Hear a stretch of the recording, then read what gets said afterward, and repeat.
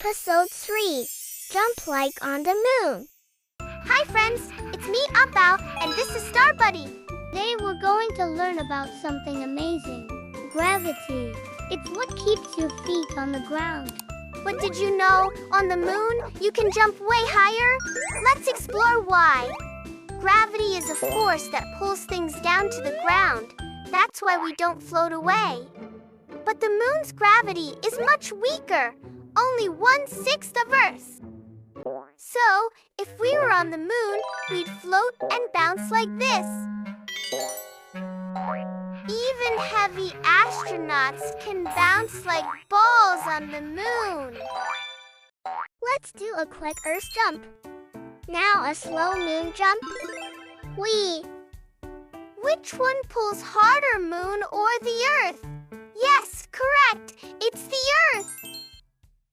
Let's pretend we're walking on the moon. Ready? Take slow steps and bounce.